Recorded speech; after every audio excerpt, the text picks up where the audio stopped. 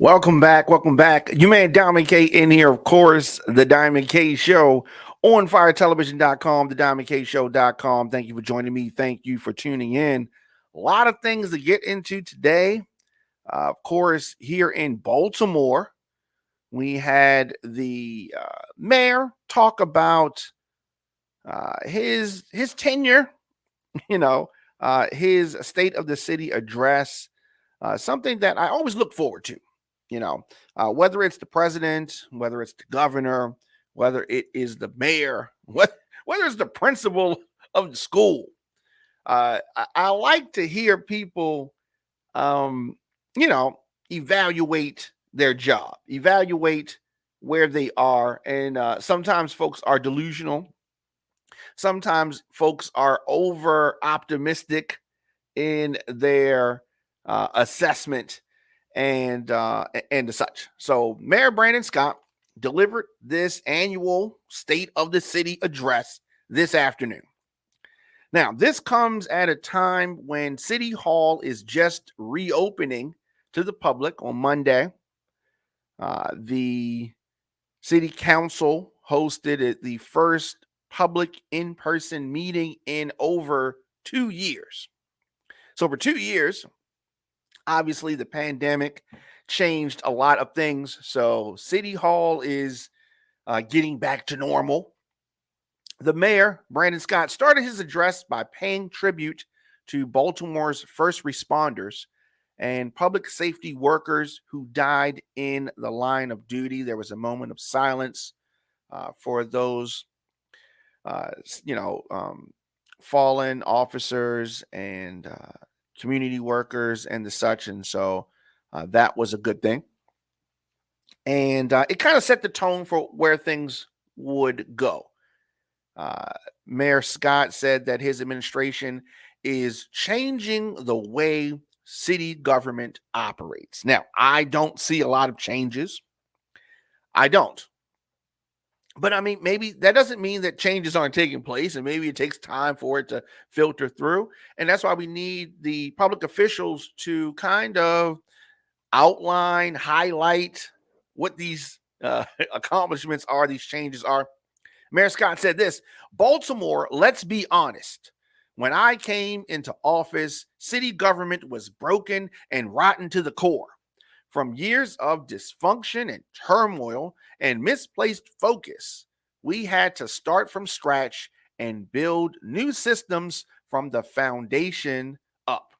No longer putting new windows on a house with no roof, but together we're paving a new path forward for our city, and the proof of that is evident. We are resilient, the mayor said. We are proud, and we will win against all odds. So, the words, they sounded good. They sounded good. Now, let's dive into that a little bit. So, the mayor said that when he came into office, city government was broken. City government was broken. Now, he's referring to Baltimore city government, and it was rotten to the core. That is pointing to, the number of scandals that City Hall and Baltimore City politicians had been under. Right? Okay, that is true. From years of dysfunction to turmoil and misplaced focus. Focus. The word focus is an important word. Misplaced focus. So that means, according to the mayor, that the city officials were zooming in on things that they should not have been zooming in on, and this leads me to believe that Mayor Scott, is saying that he refocused Baltimore's efforts and refocused the city government since he came into office. He said, no longer putting new windows on a house with no roof, right? So you know how ridiculous that is. Putting windows and then the roof is not there. So he's saying that things were not handled in order. So obviously the roof should have been done before you change the windows. So he said he's paving a new path forward. So he's saying that we're on the road there. Now we haven't got there. Now the part that stands out to me in this paragraph is that the proof of that is evident. I'm going to need to talk to the mayor again. I talked to him in the beginning of his, administration when he first was elected. I talked to him on election day, and I've spoken with him after he was elected. And I don't know how evident. Now, I was thinking that he was going to put a lot of things into, well, it was the pandemic. We couldn't do this. We couldn't do that. And I was thinking there. I didn't think that he was going to present a case, the mayor. I didn't think he was going to present a case of, you can see how much stuff that we've gotten done and all the work that we put in. I don't know. I don't know, Mr. Scott, if I see that. I don't know. And so that would be my first thought. Oh yeah, that's right. I saw him at the city poly game as well. So he says that we're resilient, and Baltimore is resilient. Said that we're proud, and that's true as well. And we will win against all odds. I believe all of that. I believe all of that. Now, what has to happen is the mayor has to be transparent. He has to be transparent. He cannot just gloss over things because depending on who you ask, things are worse now than ever, depending on who you ask, right? Now, for the mayor to say that city government was broken and rotten to the core and there was dysfunction and turmoil prior, but now that he's, I guess, insinuating that these things don't exist anymore, I don't know if I see that the same way. I don't know if I see that the same way. If you see it differently, by all means, let me know. So he spoke about the impact of COVID-19. It's hard to get around talking about that. He spoke about it and talked about city services and healthcare workers and how they haven't been getting the kudos that they deserve. Much of this address was dedicated to public safety. Public safety, and the mayor called reimagined policing strategy. Reimagined. I don't see anything any different than what, just if you close your eyes and say that the mayor is Stephanie Rollins Blake or Sheila Dixon or, take your pick, Catherine Pugh, Jack Young. What's different now than before? I don't see any difference. And, folks in Baltimore are going to need to hear more than good words. This was a great speech. I thought it was a great speech. It was a very positive speech. How positive are things right now? When we talk about crime, do you feel safer now than you felt 3 years ago? Or do you feel the same? Or do you feel worse? I don't know how many people can say they feel safer. I don't know. So another point of the speech, the mayor says, I want to commend the entire BPD, that's the Baltimore Police Department, for serving our residents to make Baltimore a safer place every single day. All right. I don't have a problem with that. I don't have a problem with thanking the police officers for their service. Okay. Mayor goes on. If we continue with the status quo, we will continue to get stat quo results. So he's acknowledging that nothing has changed there. In the next sentence, he's acknowledging by saying, if we continue with the stat quo, which means we've been doing that, right? He said, we don't change things, things are going to stay the same. What have we changed exactly? What have we changed exactly? So the mayor says, that is why we are doing the work to ensure that police resources are being used effectively and constitutionally. Yeah, we want to make sure that that happens. So, what work is being done to ensure that resources are being used effectively and constitutionally? I would like for him to have expanded on that. I mean, I hear about the initiatives and we're going to do this, we're going to do a modern version of that. Well, what are those versions? Let's get into the devil's in the details. And while this was a very nice, fluffy speech, it was very, very slim in details. Folks need details, right? Says that we have developed several initiatives that are part of our strategy to reimagine policing. Reimagine. When you say reimagine, it just has me thinking like you thought of something, but it hasn't exactly happened. It's a great idea, but we're not actually doing it, right?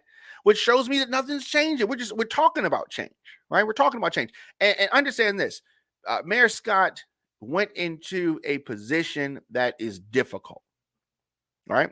This isn't easy. This is not an easy job because to his point that how he opened talking about the dysfunction and the turmoil that is Baltimore politics.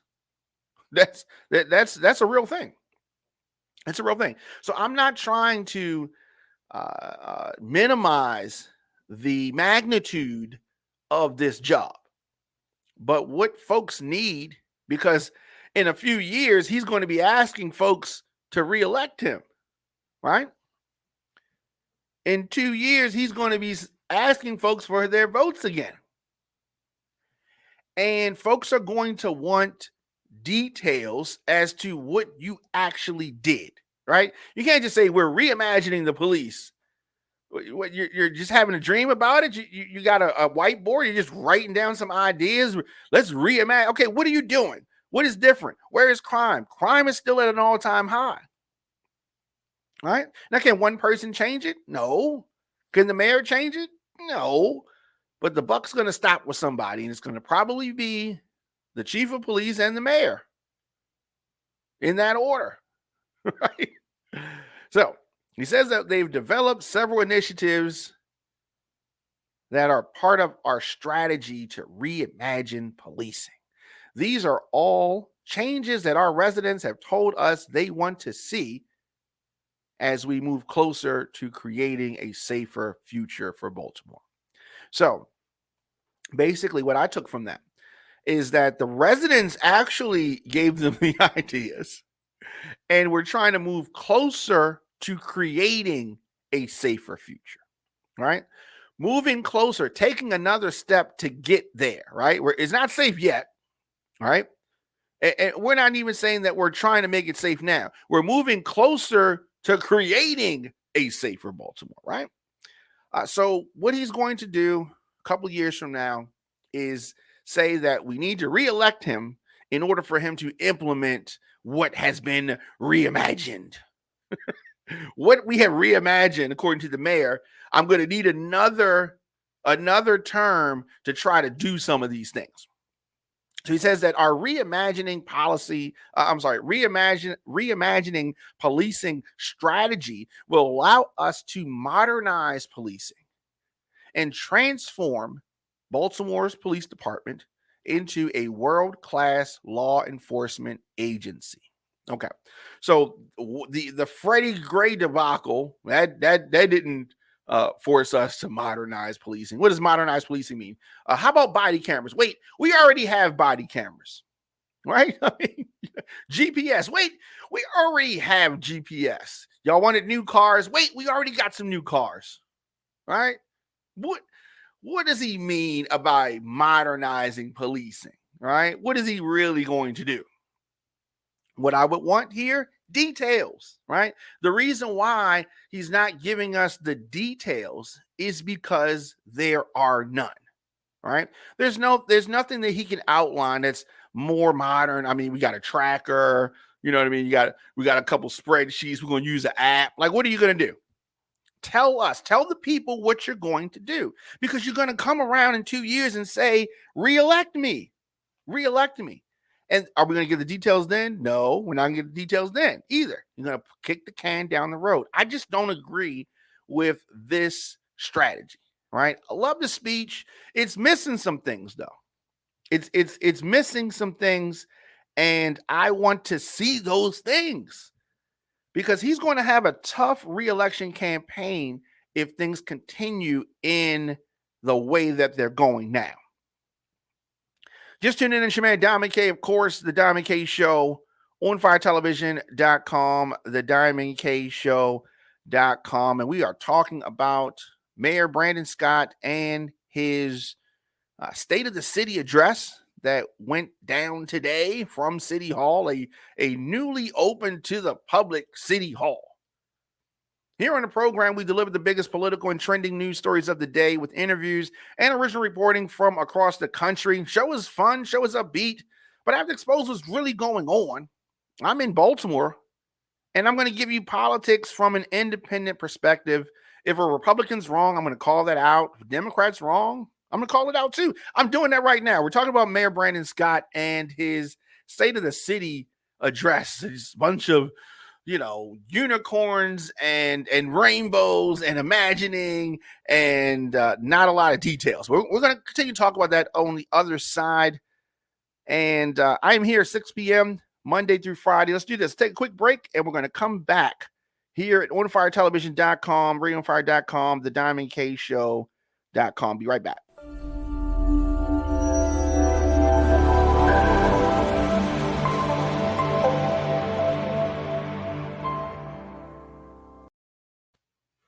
Welcome back. The legendary Lifestyle Cafe is a community-based wellness space driven by local business partnerships and provides health-conscious food and products. Located at 1301 North Broadway in Baltimore, Maryland, the legendary Lifestyle Cafe is open from 8 a.m. to 6 p.m. Check out what they have: plant-based food, cold-pressed juice, wellness products like sage, crystals, organic loose herbs, and more. They have apparel, and there's plenty of educational resources. If you need a space to meet or work, they have Wi-Fi. Check out the legendary Lifestyle Cafe. Delivery is available. Check them out on social media at Legendary Lifestyle Cafe, or visit legendarylifestylecafe.com.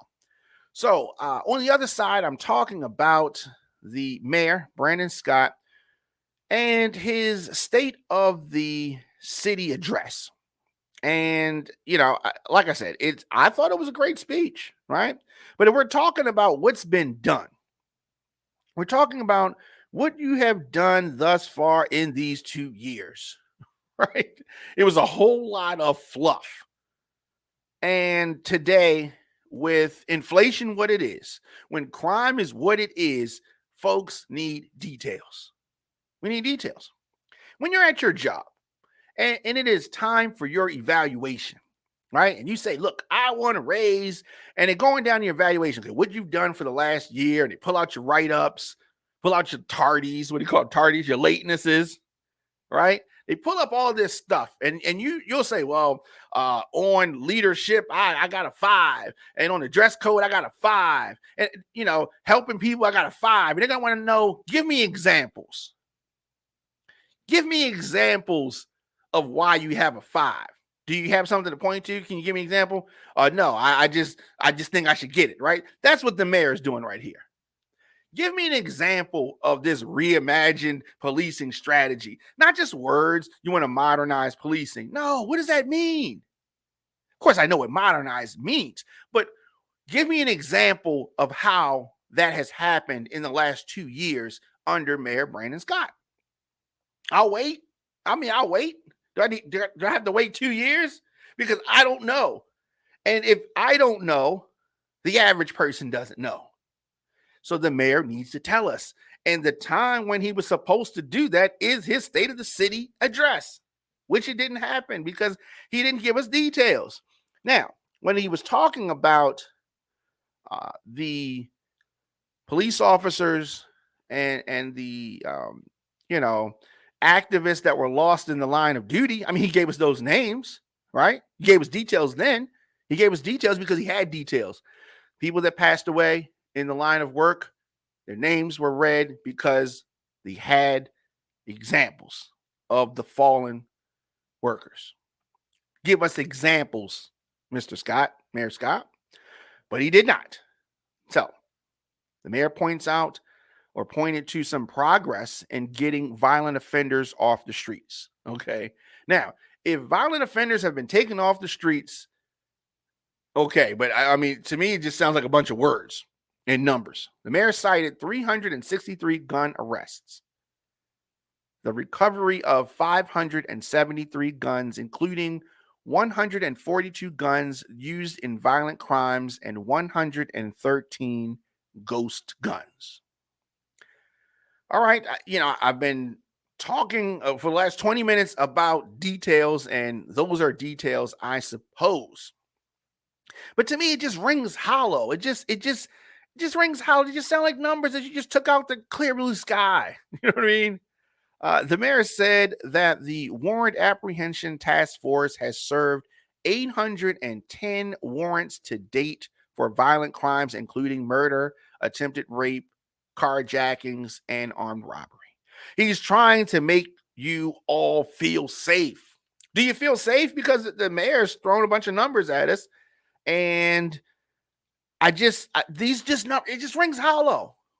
If you've done all of this, crime would be lower, right? If this is what it is, right? So if you say I'm arresting somebody for attempted murder or things like that, or serving these warrants, this doesn't mean that these people did it.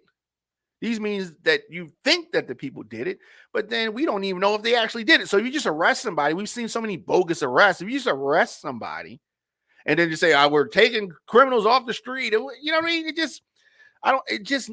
I need more than just words, right? And these are just surface words. I need details.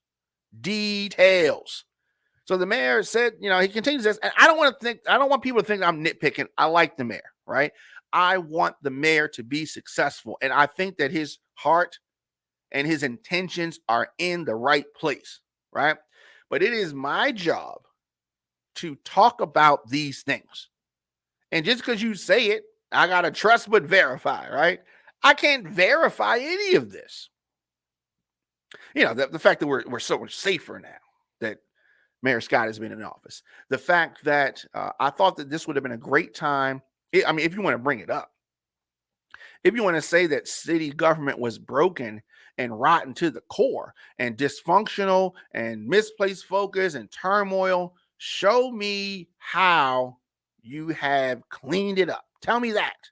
Tell me how you have refocused and realigned things. Tell me how you've raised Baltimore from the dysfunction, raised Baltimore from the turmoil and the rot, and you fixed things because you said they were broken. Give me those examples, right? We did this, we did that.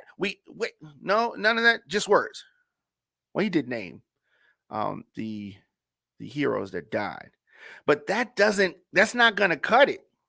We need more than that. Scott said that he will unveil a smart policing program to allow officers to focus on crime and free them up from serving non-emergency calls. Here's the thing that's it's not hard to do this, right? It ain't hard to set the foundational pieces up. You mean to tell me that we have the 911 operators and they can determine what's a non-emergency call? Of course they can. This is already happening, right? This is already happening. But the mayor is going to say we're going to have a smart policing program. So what we've been doing before has been dumb, right? Are you admitting that the system was screwed up and it has just for years and years just been screwed up? The police and all you can do is just change the focus and make it smart policing. It's just that simple, right? Now, how are you going to achieve these things? These are just words. And I understand that it is election season. I understand he's at the halfway point, and I understand clearly that he wants to be reelected. I get it. But I just don't know if this is going to be enough. This was enough to get him elected. I don't know if this is enough to get him reelected. Now, he does have time to turn it around. I just don't see it. I don't see it the way clearly his administration sees it. I'm sure they were high-fiving. Yeah, great job, Mayor. Yeah, you gave a great speech. And, I suppose he did. But there was no one there to push back. He didn't take questions, obviously. And he said that the city cannot address violence with policing alone. Okay, so that leads me to believe that you have something else in mind, right? Okay, policing alone. So you say all that to say we're gonna reimagine policing, and then after you come up with this just vague, small, smart policing program that's gonna make officers focus on crime and not non-emergencies, like people call them to get the cats out of the tree or something, right? All right, so we're going to focus on that. And he says, but then after all that, he says, well, policing ain't going to fix this. Why'd you even bring it up, right? Why'd you make that such a focus of things if that's not even what's going to solve the problem, right? Okay, so then he goes, so I'm thinking like you thinking. So what's going to solve the problem, Mr. Mayor? So now he's going to set us up to tell us what is. Okay, so policing alone, oh, that's not going to address the violence. Okay, so what is? Let's get to that. So then he points to organizations doing violence prevention work and using all city agencies in an all hands on deck approach to fight violence. All right, so now we might be getting somewhere because we're talking about changing the mindset of our citizens. The mayor transitioned to addressing youth. Okay, now he's on the right path because we do need to address the young folk. He announced that in the upcoming budget, he is proposing investing $60 million more in city schools. Now I'm getting nervous. Okay, $60 million more in city schools. Wait, all the money that they've dumped in city schools in the past, right? You say that we're going to put this million and that million in the schools, and then the money goes somewhere else or gets reallocated, or because that 60 million was given, other monies do not come. And just so much. We've been down this road. We have been down this road. This is one of the main components of what the mayor called the rot, the dysfunction, the turmoil, the brokenness. It came from money that was being pushed or supposed to be pushed to city schools that never went there, which is why, they're hot and they're cold in the schools and they don't have resources, and the teachers got to come out their own pockets because they said we were pushing money down there. And then the greed of folks whose hands the money goes through, it doesn't get to the students. So this is your answer? The same thing that people have been doing all along? This is the answer to get reelected? Say it ain't so. Say it ain't so. Say it ain't so. But here we go again. Brandon Scott, who I have had the pleasure, I think I've interviewed him probably 3 times since he's been elected. He's a nice guy, right? But we need more than just a nice guy. We need actions. We need you to say something. And I think that the biggest problem, when I talk to citizens, the biggest problem that I think that citizens have with Mayor Scott is they think that he's in over his head, right? They think that he's too young, quote unquote, too young to do the job.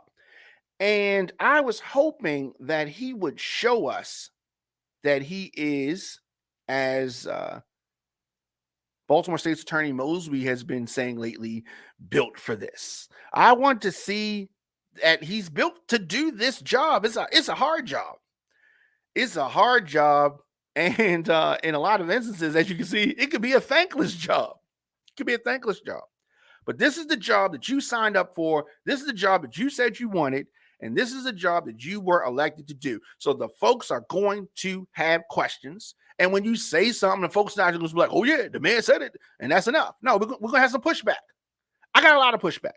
I'm going to need to sit down with the mayor again and address and ask him some of these things. So the mayor talked about the giving of the 60 million more in city schools, which to me this is a lazy reaction to a major problem, right? I thought he was gonna go in and say I thought he was going to say some good stuff. No, he's like my smart policing policy, and then we're going to dump some money in the city schools, just some random thing. You're dumping the 60 million in city schools for what?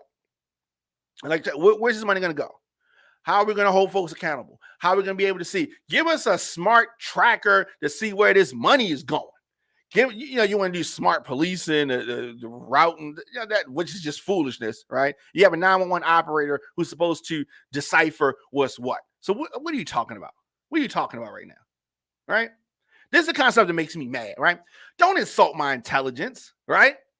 Don't keep recycling the same things or say some buzzword that some ad agency told you. If you say this word, this is going to make, our polls tell us that saying the word smart is going to automatically make the people going to believe what you're saying, right? I mean, he's just saying stuff just to be saying it, right? Saying stuff just to be saying it. People are dying in our streets. We ain't got time to be playing games, playing word games, buzzwords and hashtags and algorithm words. They sound like hardball, talking about the analytics. Out of here with that, okay? We need somebody who is serious about doing this. If you're not serious about doing it, then get out the way like Jack Young. Get out the way and go back and do whatever you was doing before. That's how serious this is. That's how serious this is. I'm not dumping on the mayor. I said it before. I like the mayor. But we need a serious person in office who seriously wants to change things. I mean, if you're trying to be the candidate of change, then change something. I haven't heard one thing that he's changed in 2 years. They're just opening the doors back up to City Hall. Oh, it's been COVID. I get it. But what have you changed, right? You're supposed to be the candidate of change. They've been doing things wrong all along. The old people was doing it wrong. So we need a young boy to come in here and do something. What have you done? Now is the time he's supposed to tell us. Now is the time he's supposed to have laid it out. But so we're talking about the young people, talking about 60 million that he wants to just dump into a school that's going to go into some people's pocket and we're never going to be able to find it. He pointed to 120 million invested in recreation and parks that is supported by organizations to support young people and communities. Really? What did that do? What did that do? What does that mean? They'll just say these random numbers. And it reminds me of the Democrats trying to pass Biden's bills, right? And they just throw these big numbers out and then wonder why people don't get excited about it. They just focus on the number and not what it does. And people just, okay, like folks have it hard. And you start talking about these millions of dollars for this and millions of dollars for that. And just, they don't even understand what are you saying? It just kind of just gets lost in the translation.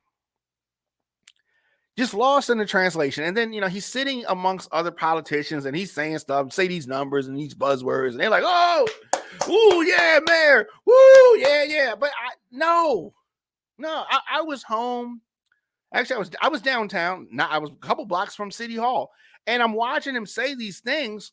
And I'm not clapping. I'm not, ooh, mayor. I'm just like shaking my head like, wow. If he continues on this track, he's going to be really vulnerable when re-election time comes. He's already vulnerable, right? Because he's young. If a focused, that's that word again, focused. If a focused, serious politician that knows how to communicate can come along and push back on some of the things that he said just in this speech alone, you may have a serious contender depending on how much money they have, right? I want him to get this together because I want the city to win. I do. I want the mayor to win because if the mayor is successful, assumably, Baltimore will be successful. So the mayor says that we want to ensure that every young person that wants to work doesn't miss the opportunity to do so. All right. So we're going to see about that.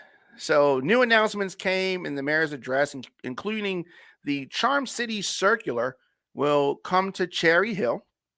That's a good thing for the folks in that area. Baltimore businessman David Bramble will bring private investment to revitalize Harbor Place. Additionally, the mayor announced the Inner Harbor Visitor Center will open for the first time since the start of the pandemic. All right. The mayor said that the city is working to improve the water system and making water bills more affordable. You want to do some work in Baltimore? You need to fix that. Definitely, that should be like number one on his priority list. But this is not about helping the citizens first. Like citizens, the actual citizens, we way down on the list of people to be helped. And that is one of the many things that frustrates people about politics. The actual everyday man and woman, way down on the list. We're way down on the list. There's so many fundamental things that are wrong. So many. So the mayor said that they're working to improve the water system.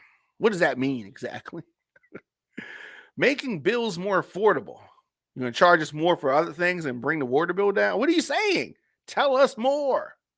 He said that the annual water rate increases of 9% or more are history, with the new water rate increases for the next 3 years at an average of 3.2%. I don't know. I guess he thought, the mayor, we supposed to be excited about that. Oh, yeah. What are you even saying? Right? The infrastructure in this town is old. You want to talk about dysfunction?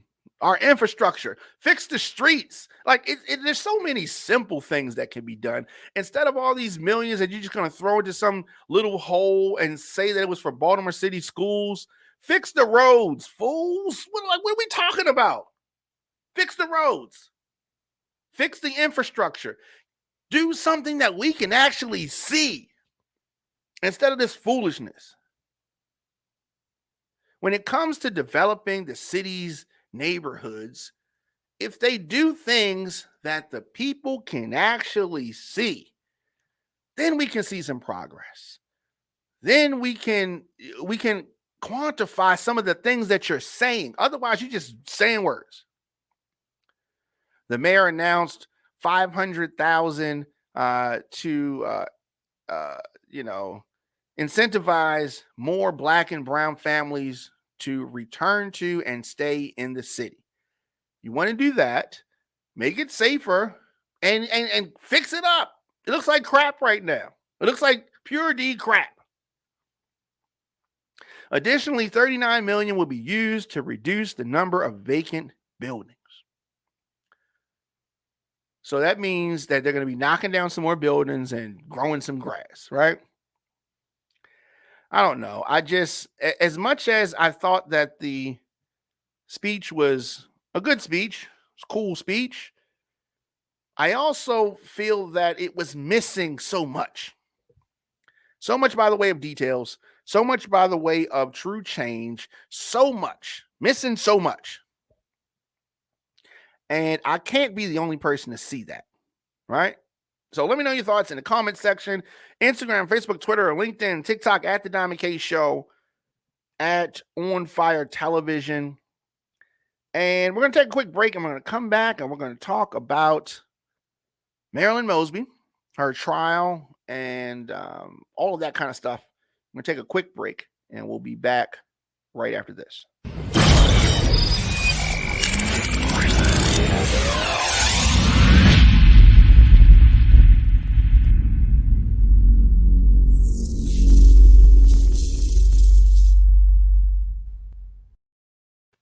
Welcome back. You and Diamond K in here, of course, the Diamond K Show. Weekdays, 6 p.m. on firetelevision.com, youtube.com/DJ Diamond K, the DiamondKShow.com.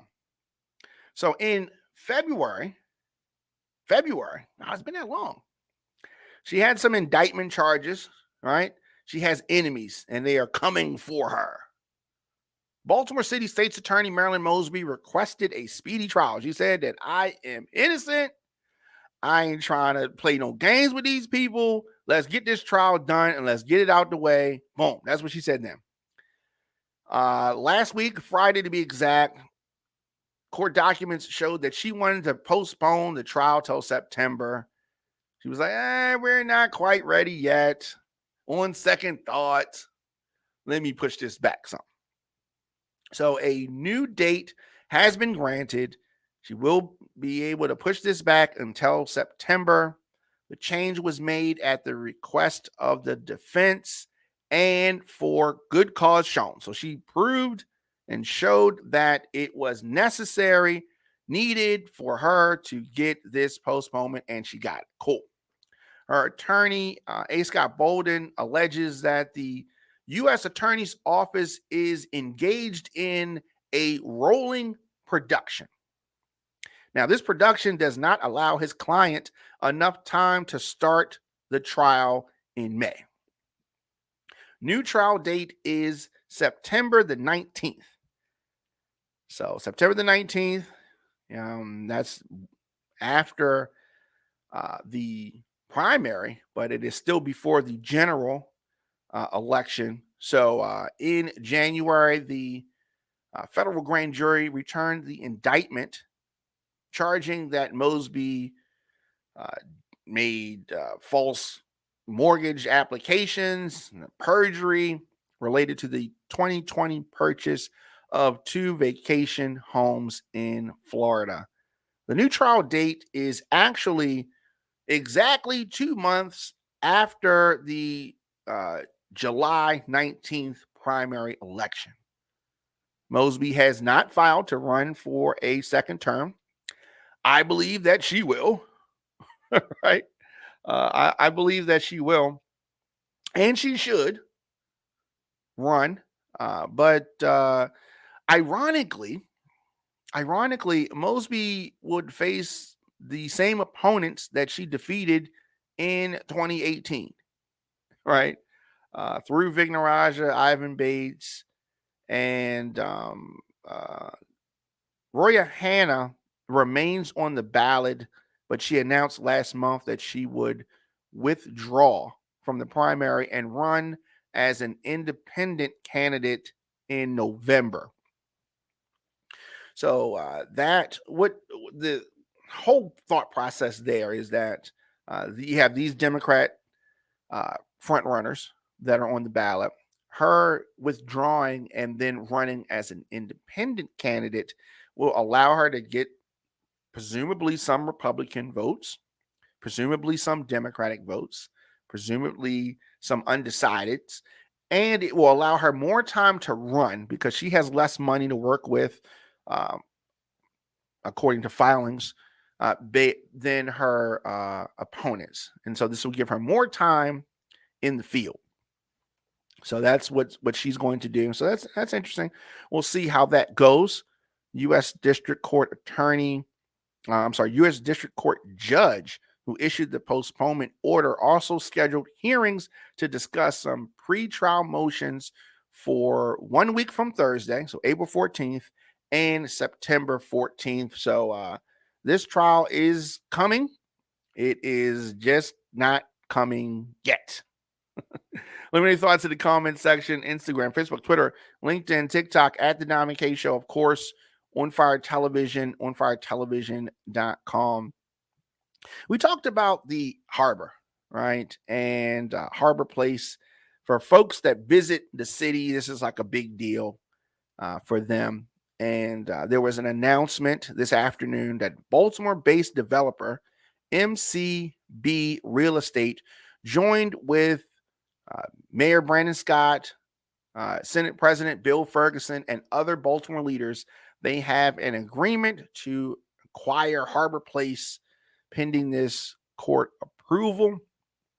It said that Harbor Place is Baltimore's front porch, first and foremost, and a destination location for residents of the city and the surrounding region, right? The level of disinvestment and disrepair that has happened to one of our city's crown jewels has been heartbreaking for me and so many others, Dave Bramble said. MCB is incredibly excited to launch the largest community engagement process in the history of Baltimore and attract new investment to the city. We will reinvent and reimagine, there's that word again, reimagine Harbor Place as a modern gathering location that is awe inspiring and authentically Baltimore. So we'll see what happens. A new chapter for Harbor Place.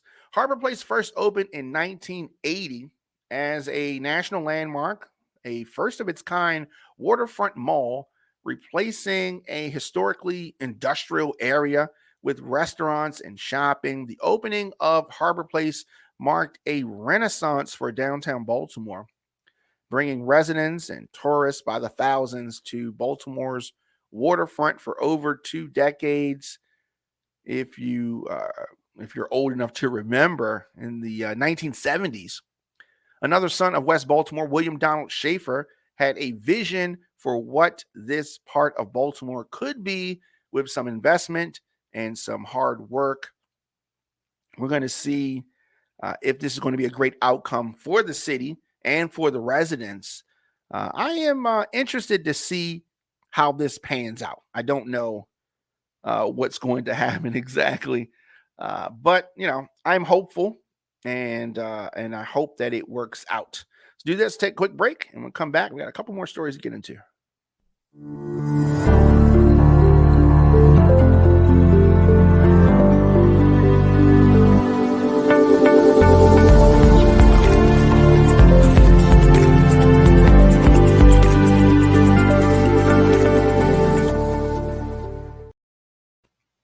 Welcome back. Welcome back. Your man Diamond K in here. The Diamond K Show, onfiretelevision.com, the diamondkshow.com. It does not seem like it's been that long, but it has been quite some time since former President Barack Obama has been to the White House. But he returned there today to promote the Affordable Care Act, like the good old days. President returns, and that charisma, he still has that charisma that so many people liked and opponents, I guess, disliked. But the return of President Obama to the White House for the first time marks a point. Democrats are looking ahead to the midterm elections. Midterm elections could be a referendum on Biden. Could be, right? But when former President Obama walked into the White House today, it was the first time since he welcomed then President-elect Donald Trump for coffee on the morning of Trump's inauguration. Now, I know you did not expect that President Obama would come through the White House when Trump was there. But there was a friendly greeting, a very awkward handoff of a blue Tiffany's box that Trump had brought as a gift, and all of that debacle. Trump was just, I don't know, no class. School on a Sunday morning, right? But anyway, that was then. This is now. Obama returned to the White House, did not include any of the ugliness that was there when he was handing off to Trump. Instead, he was celebrated for his signature achievement, which is the Affordable Care Act. They call it Obamacare. And ironically, it's alongside the man who served with him in the building for 8 years. Feels like the good old days, President Joe Biden said, alongside his one-time boss, whose return to the East Room resembled a reunion of his top allies, many of whom are now serving in Biden's cabinet or his Congress. So it was good to see. The energy was good. It's good to be back in the White House. It's been a while, President Obama said when he began his remarks. I confess, I heard some changes have been made by the current president since I was last here. Apparently, Secret Service agents have to wear aviator sunglasses now. The Navy mess has been replaced by a Baskin and Robbins, and there's a cat running around. Of course, President Obama, a lot of humor, and he began his speech by addressing his host as Vice President Biden before quickly correcting himself. That was a joke, he exclaimed, and walked over to President Biden, gave him a hug. That was all a setup. My president, Joe Biden. It's that type of humor that is very welcome. Whenever you have the most powerful person in the world. I think that a healthy dose of humor always comes in handy. All right. So President Biden and former President Obama were announcing steps the White House say will make health care more affordable, including closing a loophole that prevents millions of Americans from qualifying for subsidies. Still, that took more than a year for Biden to welcome his former boss to the White House, reflects on his, I guess, desire to stake out his own presidency and get from behind the shadow of former President Obama. Even though the timing of the visit makes clear he is not opposed to seeking help, as Democrats brace for a very tough midterm election season. We have talked about it. This is not going to be an easy one. Democrats are historically soft. Progress feels way too slow. Victories are often incomplete, he said, citing the health law as an example of persistence in governing. Persistence is important. This whole thing would not have happened without the persistence of many folks, many Democrats. So while I do dump on Democrats for their inability to meet Republicans with the same energy, they are often persistent. While President Obama has occasionally spoken to Biden over the last year, their telephone conversations have not been frequent. According to people close to both men, and they have seen each other only a few times in the last 15 months, despite President Obama living only 10 minutes away from the White House in D.C. In public, they play up a warm friendship that developed over President Obama's term. Biden often slips a reference to Barack in his remarks, hearkening back to a piece of advice or an inside joke or something like that. Sometimes the results are somewhat, pained, right? Because Biden is this, he can be kind of quirky, right? But I think that they are real friends, not just Washington friends. It does come across that way. And, so it was good to see him back there. The thing that stood out to me was Obama declined to endorse Biden over the other Democrats in the 2020 primary, a step that both men insisted was necessary to allow a true contest within the party. Okay. 4 years earlier, Obama had viewed Hillary as his successor instead of Biden, who decided not to run as he dealt with the death of his son, Beau. All that makes today's event a significant moment for both guys. For President Obama, it also marks the beginning of a string of public events, including a keynote speech on disinformation that he will deliver at Stanford later this month. So his return to the White House is the first sign of what many Democrats hope will be his increased involvement in the 2022 midterms.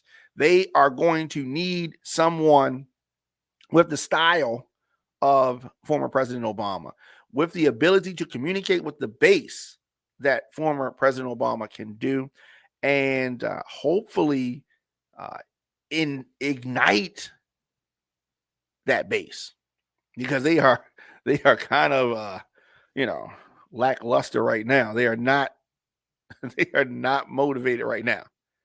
Now, President Obama is no stranger to uphill midterm battles. He endured his own losses in both 2010 and 2014. Yet he left office with an approval rating amongst the highest for any departing president, and still remains very popular. They are going to need his help. they, they are definitely going to need his help, and I think that they got it. I think they have it. I think that he's going to do his part. He ain't going to do it all. It is going to require a lot. Plans are underway and have been for months for the formal unveiling of his portrait. It's a presidential rite of passage that was disrupted during the Trump administration and delayed during the first year of the Biden administration, when the pandemic just made these kind of public events limited, difficult. So that was former President Barack Obama. Happy to see him.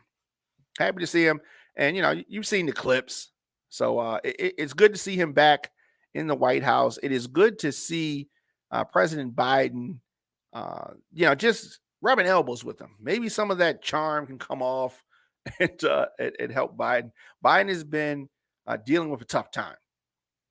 I mean, it's just, you got COVID, you got just social issues, you got inflation, you got all of these things. You have a lot of tough times.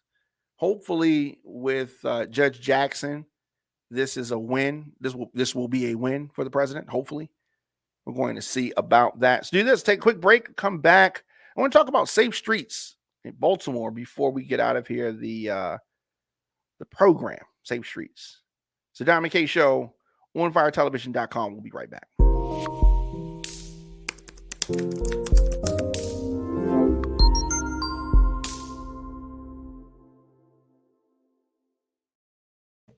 Welcome back. Welcome back. Your man Diamond K in here. Of course, the Diamond K Show on Fire Television, onfiretelevision.com. So in Baltimore, they have a program called Safe Streets. All right. Safe Streets. So the city agency that oversees Safe Streets said that certain parts of Baltimore have seen a reduction in violence, but others have not. All right. So Shantae Jackson is the director of the mayor's office of neighborhood safety and engagement. And she was on WBAL and she talked a little bit about it. She said that already this year, they have mediated over 450 conflicts that would have ended up in violence. All right. So she said that we have seen reductions in some posts and fluctuations in other posts. So they think it's kind of up and down. Jackson said that Safe Streets operates in a small number of places throughout the city, totaling 10 locations in Baltimore. We also saw Cherry Hill, one of our longest held positions, have impacts on homicide and non-fatal shootings 3 times since they've been around. The city is putting millions more into Safe Streets. And as a result, the American Rescue Plan funding made some of that possible. So you have all of these, programs like Safe Streets, and there are others. Do these things help? All right. I mean, they are loudly touted, and I hope that they help. But what it is essentially is an evidence-based violence prevention and interruption program that works to reduce shootings and homicides in high violence areas. So yes, it is something that is needed. It is definitely. I mean, if they're able to stop one violent act, then it is it is victory, I think. So this safety initiative has reduced shootings And there was Dante Barksdale. That was uh, a life that was lost, somebody that was associated with Safe Streets. I mean, there's always going to be folks that are speaking negative about some of these initiatives. And I guess on another day, we'll have to have an official evaluation of Baltimore's Safe Streets program, and really have that conversation as to it's not going to cure violence. It's not going to stop everything. But it has come a long way since it was initially launched in McElderly Park, East Baltimore, right? So I just want to take a moment to talk about it, highlight it, and they have I think a good logo, good message. Stop shooting, start living, safe streets. This has been the Diamond K Show. Of course, I will be back here tomorrow, 6 p.m. Anytime you miss any episodes of the show, you can check it out on demand, anywhere you get your podcast. The WRF Radio app, make sure you download that. Apple Podcasts, Spotify, Stitcher, iHeartRadio, Google Podcasts, youtube.com/DJ Diamond K, the DiamondKShow.com, onfiretelevision.com, radioonfire.com. I'm going to be back here tomorrow. And if you need to get in touch with me, djdiamondk@gmail.com. I have a new song dropping on all streaming platforms this Friday, April the 8th. It's called Was This Your Year? So check that out, stream that, and I will see you guys tomorrow.